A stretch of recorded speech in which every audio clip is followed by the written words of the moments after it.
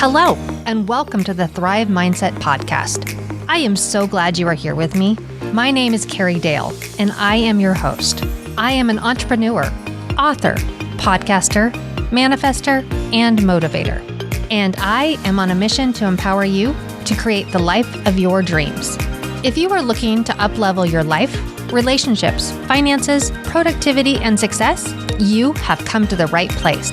I will share with you tools, resources, strategies, my failures, and my successes that have all helped me achieve the life of my dreams. It is my goal with this podcast to help you see your potential and empower you to create the life of your dreams. So let's get to it. Welcome back to the Thrive Mindset Podcast, where we talk about everything that helps you thrive in life and manifest your dreams. I'm Carrie Dale, your host, and today I have an outstanding guest. Her name is Gabrielle Marie. And let me just share a little bit about her before she comes on. She is a dropout university student to elemental coach. Gabrielle has been studying what it means to create safety within the body since she was 15 years old. Gabrielle has created a space in which she guides others to knowing and owning their unique essence, finding home within their bodies, and ultimately embracing the freedom that is their birthright. And today, Gabrielle is going to be sharing with us everything on human design. This is something I have been learning about this past year. It's incredibly fascinating and enlightening to me, and I hope that it will shed some light on you and your own designs and your purpose in this world. Well, welcome, Gabrielle. Thank you so much for joining me. Thank you, Carrie, for having me. Yeah, I'd really like to start with your story. I think that's the best place to start. Yeah. So I like to start kind of just by giving a brief background of like where I came from and the family that I was raised in. I think our families are so much of who we are. So, and how we operate in the world. So I grew up as the middle child of 9 children. I have 5 brothers and 3 sisters. I have 3 older brothers, an older sister, and then 2 younger sisters and 2 younger brothers. And yeah, I think the first question I always get asked when I tell people that is like, how was that? Like, what was that experience like? Like, what is it like growing up with that many siblings? And I don't know anything different. I only know having that many siblings. And I couldn't imagine having it any other way. Like, I couldn't imagine not having siblings. They're your built-in best friends. They're also your built-in enemies. So there's awesome. A lot of a lot of chaos growing up in a family of 9, technically 11 with 2 parents in there too. And we also grew up in a very religious household as well. So religion was a massive part of my upbringing. The Catholic Church was the church that we were raised in. And for a majority of my childhood, you want to kind of please your parents and do right by them. And so you fall into that mindset of just doing everything the right way. And I really tried to convince myself of like living this Catholic lifestyle that felt pleaser. So innate. Yeah. And that child pleaser. Yeah. Yeah. And it felt so innately wrong for me to be doing that. Like I just always knew from a very young age that like it just felt off to me. Like there was just parts of it that just never really clicked for me, but you try and convince yourself. And it's kind of easy to convince yourself because everybody around you is trying to convince you too, that like, this is the one church, this is the true faith, this is like how you're going to go to heaven, like, and you have to follow all these different rules and right or wrong and this or that. And so I really got caught in that for majority of my childhood and into my teenage years. And in 2020, I left the church probably in like 2018. When I hit 18, I was like, no more. Like I did 18 years and I think that's enough for me at this point. So I went through just like a massive deconditioning process. And I would consider myself in a deconditioning process. And that really that kickstarted probably in 2018. And then another big piece of my story too is growing up in a large family, there comes lots of challenges. And one of those challenges being experiencing sexual abuse at a very young age too. And this was something that I didn't want to look at for like after it ended. And that ended when I was probably, I think I was 12 years old. And I just was like, I didn't want to believe that I was affected by it. Like I didn't want to think that there was something wrong and that I needed help with anything. I thought that I could just live my life and have this piece of my life like never affect who I was and how I operated in the world. I think it's really hard for us to be like, there's something wrong with me. Like, and it wasn't that there was something wrong with me. It was more so like, no, you went through a pretty traumatizing experience, which has effects on you and how you see the world and how you operate in the world. And there's ways to heal from that if you want to, if you choose to, and if you want to live like a very vibrant and fully present life, there's ways to heal. And I had a certain amount of good influences in my life at that point where I was like, okay, you know, what are the next steps for me? Like, how do I start this process? And I started very young at 15. I decided I was like, I don't want this thing kind of like hanging over my head the rest of my life. Like, let's start this now. So I feel very fortunate in that sense to have like chosen that at such a young age. I know so many people go through their life having experienced abuse in their childhood and they never address it ever. And then also maybe never address it till they're into their adult years and maybe have already had children, gotten married, and are living their lives, but not really fully living their lives. So yeah, so I kind of started this healing journey when I was 15, and then deconditioning came from that too. And I was in therapy, and then all of these things just kind of found me. The more that I was interested in learning about who I am in the world and my place in the world and my purpose and like how to heal, all of these things kind of just gravitated towards me and magnetized towards me. And I started to really be able to decondition and unlearn a lot of the things that I had learned from childhood and into my teenage years. So that's a little bit about my background. I love that. It's beautiful. It's a perfect example of manifesting the life that you're supposed to be in. It's beautiful. Yeah. Thank you for sharing that. You're welcome. So how did you go from healing and working on yourself to finding human design? So human design, I stumbled into in 2020, which was a year that we all know very well. And I think that I look at that year and I think like that was such a massive year of awakening for so many people. And so it makes sense that like this also found me in 2020. And I found it through actually another podcaster. Her name's Wesley. And I think she mentioned it on her podcast or her Instagram, but I love anything that has to do with like personality tests and astrology and just like kind of giving us keys and roadmaps to like the lives that we are living and the bodies that we're in. Like I like how it all clicks for me when I dive into those things, and it helps me understand myself and the way that I operate in the world, and then helps me have empathy and understand how other people operate and live in the world. So when she talked about human design for the first time, I was like, oh my gosh, like I have to look into this. So I found it in 2020, and then it's been a 3-year progress of just me kind of like tapping into it, integrating the information that I'm learning and just kind of experimenting with it in my own personal life and seeing what kind of results come from that. But that's how I fell into it, just through like another podcaster, Instagrammer. And yeah, I love it. It's so cool.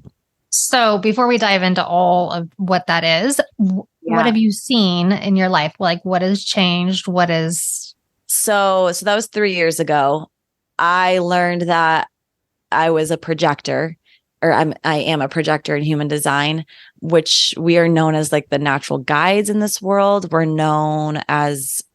like non-energy beings, which made a lot of things click for me. Like I really felt so like I didn't know how I was going to keep up in the world. Essentially, for a long time, I was like, I just have no idea how I'm going to burn and churn and like go all the time. It just doesn't really make sense for me. And I didn't see how it made sense for other people either. Like the 9 to 5 and the even like 40-hour work weeks. I know people work up to like 80-hour work weeks too. And seeing my dad too, he in providing for 9 children, he really had to work his butt off to provide for us, and was gone a lot of I just remember him being gone a lot growing up because he was constantly working and providing, and thank God for that. But also at the same time, I saw I didn't want that for myself. I didn't want that to, like, even with a future spouse, like,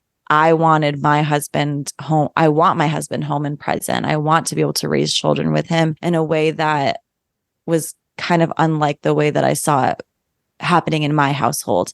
So when I learned about human design and learned that I was a projector, I was like, well, this makes a lot of sense now. How can I operate as a projector in this world? And learning that when we do operate in our designs, that actually more abundance flows to us. And the more that we're able to attract, and the more that we're able to magnetize things into our lives and manifest things into our lives, and we're living in our unique design, that's how we make things happen for ourselves. And it can be so unlike what we're taught in society. So I would say also for me, like, I've really noticed this all starting to click for me, even within the past like 6 months, like even learning just more and more through the group that we are in, like through what Sadie's taught us. It like comes together more and more as I learn more and more, essentially. And with experimenting with it, I've noticed I'm able to live with more ease. I'm able to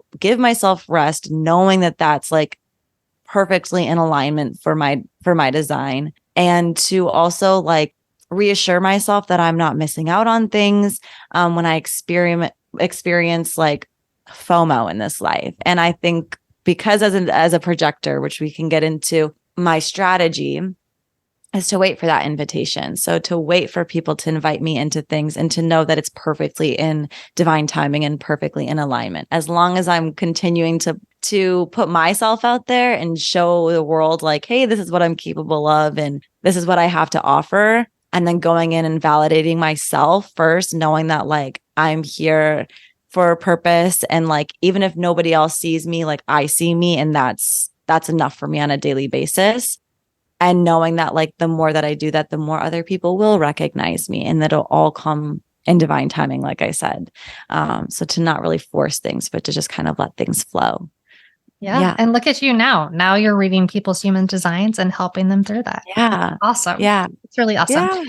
All right. So I am sure that a lot of people out there have no idea what human design even is. So can you just give a basic overview of that, please? Yeah. Yeah, of course. Sometimes I describe it in different ways. Sometimes I describe it as like a blueprint for your body in this lifetime. I describe it as like, think of like an enneagram test and astrology had a baby. That's also a way to describe human design. And yeah, it's really blending the esoteric and the exoteric, which was something that Sadie said. And that really clicked for me then too, is like, oh, it's like really taking like out there thoughts and feelings, astrology, and then blending it with the exoteric. So blending it with the I Ching, the chakra system, astronomy. So really bringing those two things together. And we can see through human design, those different charts of like overlaying your astrology chart with the I Ching and the mandala, and seeing how it all kind of blends together. And then you get this chart. So yeah, I think the most basic way of describing what human design is when it's your blueprint for your specific body in this lifetime. And it's blending the esoteric and the exoteric. Basically plug in your birth date and your area and your time of birth, and it brings this all together. And it's, for those of you who haven't done it, it is fascinating to see the information about yourself. At least I have been totally fascinated by all of this. So you did talk about you being a projector, and I'm a generator. I'm just curious, can we talk more about the types, what types there are? And like, if somebody's just wondering and they haven't even looked up their human design yet, they might be able to identify with that. Because I see all over Instagram all the time, projector this, generator that, manifestor this. And somebody might be able to, knowing a little bit more might make it click with them a little bit. Yeah. So when you pull up your chart, you're going to get a lot of information, just like hit at you all at once. And it can be super overwhelming to like look at it and be like, what the heck am I looking at? Like, what is all of this? So with those words like projector and manifestor and generator, those are what are known as energy types in human design. So there's 5 different energy types in the world that exist in the world, as we know so far. And projectors are the newest type, they say, in human design. They came about, I think, in the 1970s, I want to say. But there's 5 different energy types. And that's what you're going to kind of see first. And what I would have people look at first is their energy types. So this is going to describe how your energy operates in the world. So for a projector, your energy operates to guide. As a generator, it's here to amplify energy. As a manifestor, it's here to initiate energy. Manifesting generators, that's here to initiate and amplify energy. And then reflectors, they're here to kind of sample the energy around them and then reflect it back. So that would be the 5 energy types in human design. And then you have your profile, which is based on 2 different numbers as well.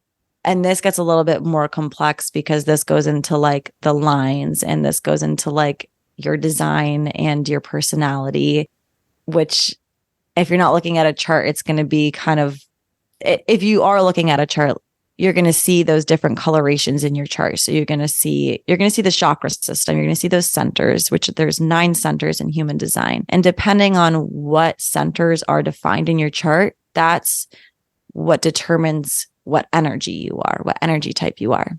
And then depending on where you have definition within your chart too, that's a little bit complicated to explain. I think just like if you don't know human design, I think the more important key here is just like your profile that you're going to see is kind of like your personality is how it's described. So you have your energy type, which is how your energy operates. And then you have this profile, which is based on 2 different numbers. It's like a combination of 2 different numbers. And then that's kind of like your personality. So the first number that you see is going to be how you see yourself. And then the second number that you see is how other people may view you. And they all mean something. They all have different meanings, all of those numbers. There's the 5 profiles there, or not profiles. There's 5 types. Is there a set number of profiles? There are, and I don't know the exact number off the top of my head, okay. But there's you have 6 numbers, and then there's different combinations with those 6 numbers, which create different types of profiles. So you'd have like a 1-3, a 2-4, 4-6, right? So but it's based on 6 different numbers and then a combination of those 6 different numbers. But I don't think you can have like a 6-6 person or profile. It's like the way you see yourself is different than how others see you, no matter what. Yeah, I don't believe, I'd have to look into this aspect a little bit more, but I believe there is almost like a set amount of profiles that there can be in human design. So yeah, so that's kind of a little bit there. And then you'll also see like the chakra system in there, which I kind of mentioned. Mm-hmm. And within the chakra system, you'll either have centers colored in or not colored in. And that also means something in human design. One, it creates, like I said, your energy type. So depending on what you have colored in is going to determine what your energy type is. And then it's also going to give you your authority too. And your authority in human design is going to be, I describe it as your intuition. And I always say, like, we're taught in society that there's, we always say like, listen to your gut, as if that's like where our intuition comes from. And for some people, that's true. Their intuition does come from their gut, as we learn in human design, as we see in somebody's chart. But it's not the same across the board. Everybody kind of has a different authority, meaning they have a different type of intuition. For me, I have what is known as a self-projected authority. And this means that my intuition comes from my voice. So in order for me to make decisions for myself and to know what my intuition is telling me, I literally have to speak things out loud in order for me to hear that. for somebody who has a gut intuition, that's going to come from their sacral, meaning that they are either a manifesting generator or a generator. Every manifesting generator or generator has either like a sacral defined, and that's their authority, or they have their spleen defined, or they have their solar plexus defined, which is their emotional center. I think they can have a couple other authorities too, if I'm correct. But those are the main ones, is going to be your sacral and your solar plexus, your emotional center. So yeah, everybody has like different intuitions, which I think is really cool too. That's awesome. You talked about the different being defined or undefined. So being colored or not colored. What creates that? Because like, for example, I would think, and maybe I'm wrong, but I would think as a projector, you probably have a lot of undefined. Is that correct? So, whereas I am a generator and my whole middle, other than my crown and my root, are defined. And then my spleen's defined. But your spleen's defined too. Okay. Are you a sacral generator, or are you a I am. Okay.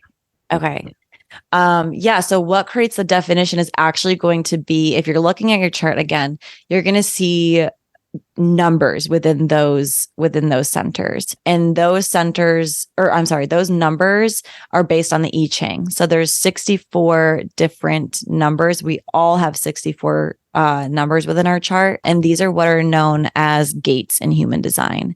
And depending on if one gate connects to another gate, that creates a channel, and then if there's a channel, that creates definition. So that's what's going to create the definition in your chart, is from those either like activated gates or not. And yeah, you're right. So projectors have a lot of openness in their chart. Same with reflectors. Reflectors actually have no definition whatsoever in their chart. And that's because they are meant to take in all of the energy that's around them and then like reflect it back. So they need to have like the most openness in their chart in order to be reflectors, which is, I would imagine, it's always interesting, like meeting reflectors, which are a very small percentage of the population, very, very small percentage.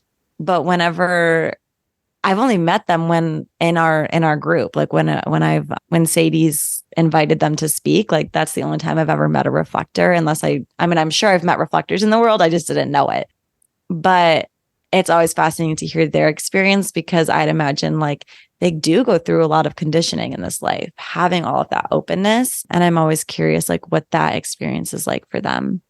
Yeah. Knowing what it's like for myself with openness too, but I still have some definition. So yeah. Mm-hmm. So when we talked about being defined and undefined, does that mean like you're more set in your way in those defined areas, or does it, how would you explain that to somebody? Yeah.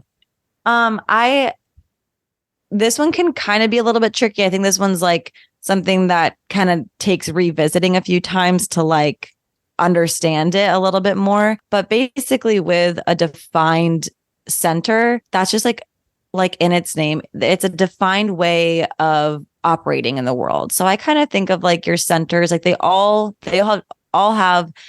carry different like energy about them. So like your root is all about time and energy. And if your root is defined, you're going to have a defined way of processing things through your root, versus if you have an open root, it's not going to be a defined way. Like the energy that moves through is not going to be as defined. The ways that you process things are not going to be as defined, which also allows you to channel things. So with like a lot of us have open crown centers, and we're able to channel a lot of inspiration through our open head center. And then with that, we also go through conditioning. So we can recognize, this actually happened last night, where I was driving home from a friend's house and I was ruminating on all of these thoughts going through my head. And I realized it like hit me. I was like, wait a second, these aren't my thoughts. Like these are not mine. I just picked those up from the people that I was in conversation with and in connection with. So it can kind of help you like pause in moments and ask yourself like, what's mine and what's not mine. And when you have definition within your body, you can kind of lean on that definition and to know like, okay, this is mine. And this is like a defined way that like operates within me. And I can be assured by these things that I'm experiencing in this definition. And then with the openness, it's like, you can kind of ask yourself based on what centers are open and what themes those centers present, with questions of like what, like, is this mine, or did I pick this up from somebody else that I came into contact with? So I guess I can give that example of like last night. I'll just kind of go into a little bit more detail because I think this might be helpful here. But like, for example, I was having a conversation with one of the girls there, and she was talking about this boy that she's been seeing, and she's like getting all frustrated. And I actually had met this guy a couple weeks prior, and I didn't have the greatest impression of him. So we're chatting about him, and we're just kind of like walking her through this relationship a little bit and trying to help her understand why it was important for her to kind of just like not be so fixated on it. And then I was driving home and I was thinking about this guy, and I was like, why am I so I didn't even give him a second thought when I met him 2 weeks ago. You know, I left his presence and I didn't even think about him again. And I'm sitting here in my car and just like ruminating on this situation and this guy and thinking about all of these things in my head. And it clicked for me in that moment of like, oh, it's because I have an open head center. So now I'm going to be like, I'm thinking about somebody else's thoughts about this situation and thinking that they're my own, but they're not. And I can let them go. And I did. And it was beautiful. That's fantastic. I hadn't thought about that. And now I'm going to have to focus on that a little bit more, especially because my crown is open. So yeah. That's good. I like that. So what else do you, I mean, because there's so much, right? I mean, and I think it can get too confusing, especially because I feel like a lot of people listening to this, this will be probably their first time even thinking about it, or if they, pull it up the first time they ever looked at their chart. But for me, I found a couple basic points to focus on when I first looked at this before I started exploring more. What would you suggest to somebody new that they pay attention to on their chart? The two biggest things I would say would be your strategy and your authority. I think those are the most important aspects of human design, because all of the other stuff, it's important for sure. And it's fun to look at and to dive into. For example, like you may have channels in your chart, and it's fun to like explore those themes of those channels, but understanding that those are going to be there regardless. Like that's not going to change. Like that's a fixed thing within you almost. So the more important aspects is to understand your strategy and your authority in this lifetime, because the more that you can experiment with those two things, the more you may see more ease in your life, more manifestations coming into your life, more joy, more just like you're going to feel like you're living more in alignment with who you are if you can take those two things away from human design. So your energy type is going to be those 5 that we discussed. And then those, depending on what your energy type is, you have a strategy that's associated with that. And for example, like I said, projectors across the board, our strategy is to wait for the invitation. For generators across the board, correct me if I'm wrong, it's to respond. Wait to respond. Yeah. And then same with manifesting generators, to wait to respond. I think those two have the same authority, strategies. Reflectors is a kind of interesting one to me. Their strategy is to wait a whole lunar cycle, which is very fascinating. So meaning that basically I would love to like talk to more reflectors that are living in their design to like see how this has played out for themselves. But from my understanding of it, it's literally like when something presents itself into your life, before you make a decision on that thing, it's literally like wait an entire lunar cycle. And that's their strategy. I do know somebody who does that. And now I'm super curious to know if that's why she does that. Interesting. Or she even realizes that that's why she does it. Yeah. I would be so curious. You're going to have to ask her if you can look at her chart or if she has access to that. Oh, I'm sure this lady does. I'm not very close to her, but that would, if I can find a way, I'm going to have to try. Yeah. Well, I had never heard of this before. I was like, wait, a whole lunar cycle. And it goes so against our society. Like, again, like when we learn about these things in human design, it's like, well, how the heck am I supposed to do that? Like living in this society. And I think if you just take like little baby steps with it, because for a lot of us, because we go through so much conditioning in our lives, like I often say, like, you know, somebody might hear about their design for the first time and hear about all of these ways that are in alignment with like their true essence, essentially. And they might go, well, that doesn't seem correct to me. Like I'm not living that way. And it's because we go through so much conditioning in this life. So we think that we're supposed to live in all of these ways that might not actually be in alignment with our true essence. And when you discover human design, you discover your true essence, and then you're able to experiment aligning yourself back into that true essence. So like waiting a whole lunar cycle, for example, it's like, well, you know, I live in a society that has deadlines and people are waiting for responses on things, and I can't just like wait an entire lunar cycle to give somebody an answer on something. It just, I think, takes a little bit more prepping and a little bit more like planning, and like maybe like looking forward a few steps, and just kind of like anticipating, like, for example, like if your lease is up in 2 months or something like that, or 6 months or whatever, just like prepping, knowing that like, okay, if you find a place, maybe wait to make a decision on that for 30 days. And just experiment with seeing how you can do that and see if it brings more abundance into your life or makes you feel a little bit more in alignment with yourself. But yeah, so that one's, so strategy and authority would be the two biggest takeaways, I would say, for people that are just diving into human design for the first time. Anything they should just ignore for right now. I mean, not ignore ultimately, but ignore and don't get focused on, you know. Incarnation cross, that's one.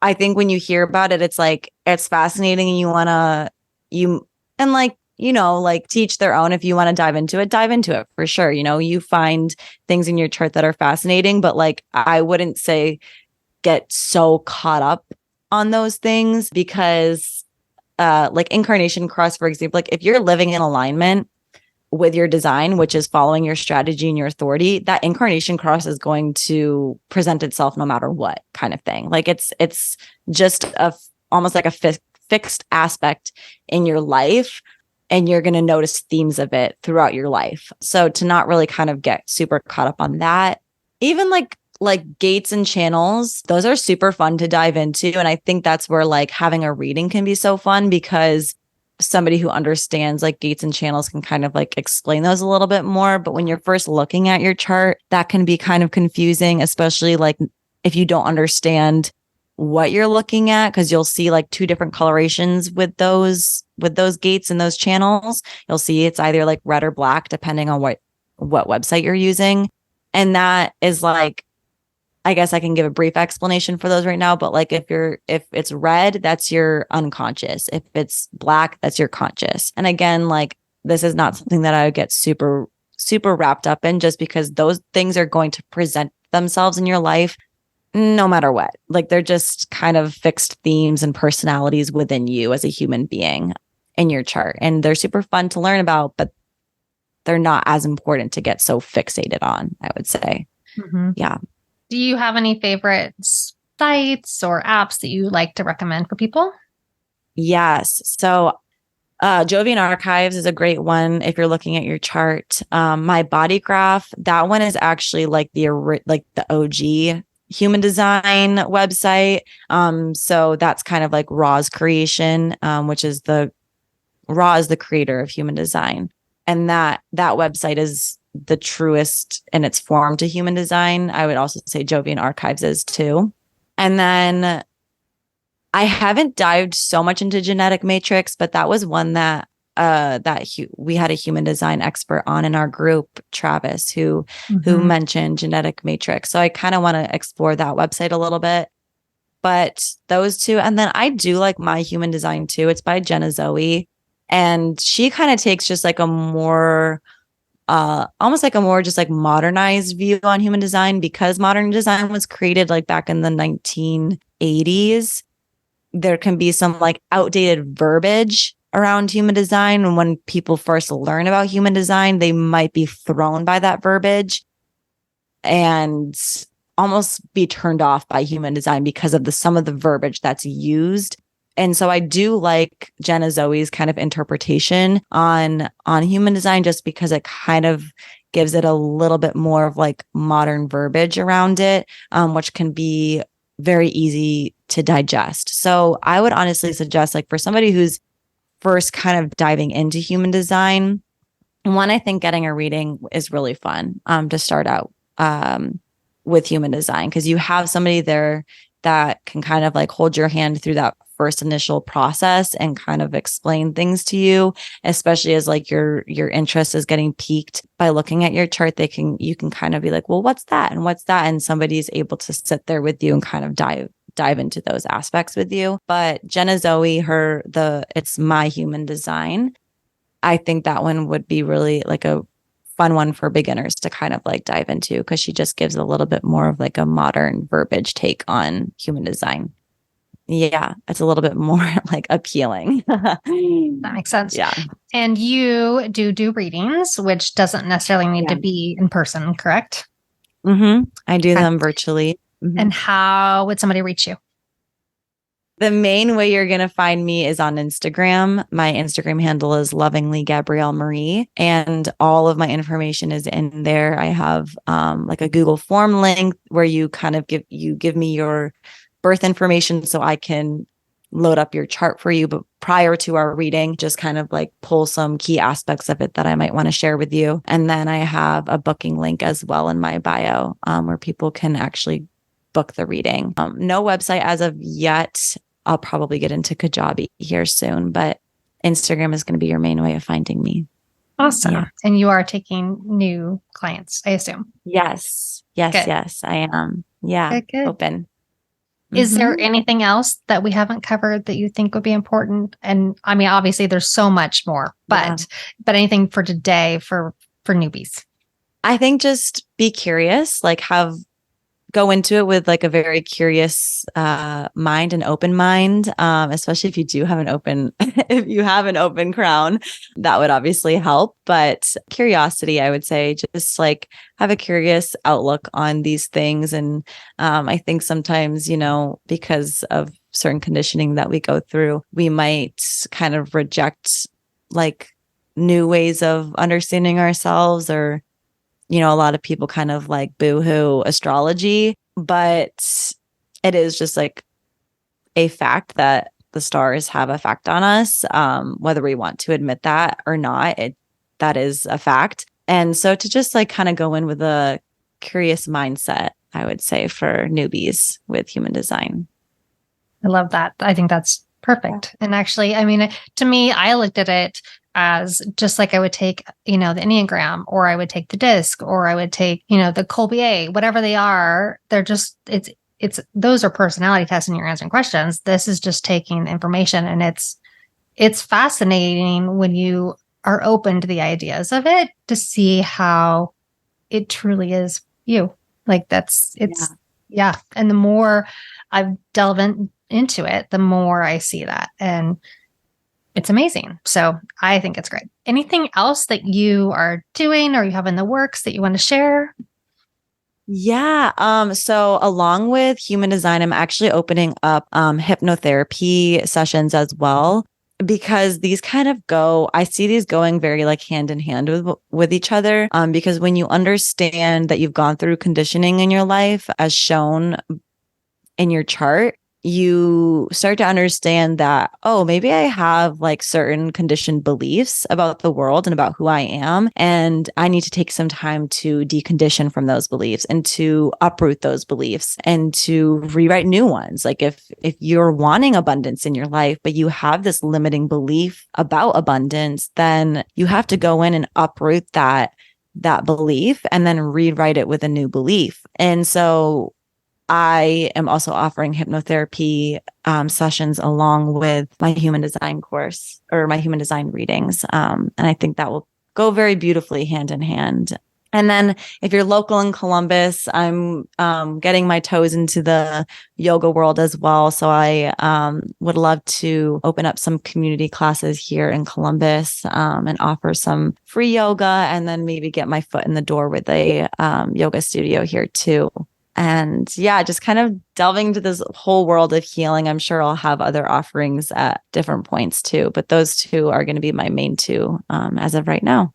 Oh, I think it's beautiful. And I think you're absolutely right. That's such a good pairing. And people, that's, people will learn a lot about themselves through that. Yeah. And heal. I think so. Gabrielle, that was so awesome. I can't thank you enough for coming on today. I'm sure my listeners have a million more questions, but this is definitely a more than one day conversation. So maybe we'll have you on again. In the meantime, please reach out to her if you'd like to have your human design read, if you have any questions. And I'll leave her links, comments below. And I hope that you enjoyed today's interview. And above all else, remember that I believe in you and you can manifest the life of your dreams.